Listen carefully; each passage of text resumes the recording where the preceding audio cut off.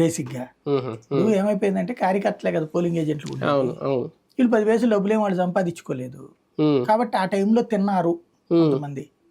డబ్బులు ఈయన పంపించాడు, అవి కొంతమంది తినేశారు. ఇట్లాంటి చాలా రకాలు వినపడతాయి. గెలిచిన అంతే కదా, వాళ్ళు పని చేయాలి అంతే.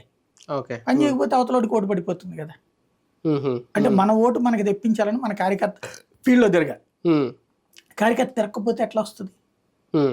ఇవన్నీ లెక్కలతో మొదట్లో అనుకున్నాడు. కానీ ప్రతి నాయకుడు, ఓడిపోయిన ప్రతి నాయకుడు కూడా మీ మీద ఏం వ్యతిరేకత లేదు సార్. ఏమంటున్నారండి వీళ్ళు వచ్చిన వాళ్ళు, మేము 3 సార్లు తిరిగారు కదా, తిరగమన్నారు మీరు, మేము తిరిగాం కదా జనంలో. అంత వ్యతిరేకత ఉంటే అప్పుడే కనిపించేది కదా. ప్రతి ఒక్కళ్ళు కృతజ్ఞత కనిపించింది కానీ ఎవరు కూడా ఇట్లా లేదు అని చెప్తున్నారు. కానీ ఇక్కడ లాజికల్ పాయింట్ ఏంటంటే వీళ్ళు ఇంటికి వెళ్ళినప్పుడు లేడీస్ ఉంటారు, వాళ్ళు కృతజ్ఞతగానే ఉంటారు, డబ్బులు తీసుకున్నారు కాబట్టి.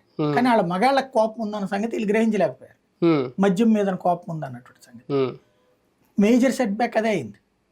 మందు ధరలు పెరగడం అన్నటువంటిది ఇంట్లో మహిళకి ఇటు ఓటేస్తే మగాడు అటు ఓటేసారు. అది అన్ని కులాల్లోనూ వేశారు. ఆ ఇంపాక్ట్ కనిపించింది. ఇది ఒప్పుకోలేరు ఇప్పుడు వీళ్ళు.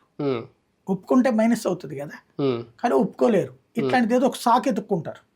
అప్పట్లో అంబానీలు, ఇప్పటికి కూడా వైసీపీ అదే కాంగ్రెస్ ఏమంటుంటది, అంబానీలు అదానీలు అంటుంటారు. వాళ్లే రావచ్చు కదా ప్రధానమంత్రులకు, మధ్యలో మోడీకి ఎందుకు డబ్బులు ఇటు వాళ్ళు కామన్ సెన్స్ ఆలోచిస్తే. అది ఒక సాకు, అంత మించి ఏముండదు. కీలక వ్యవహారాల్లో రేపొద్దున్న ప్రభుత్వం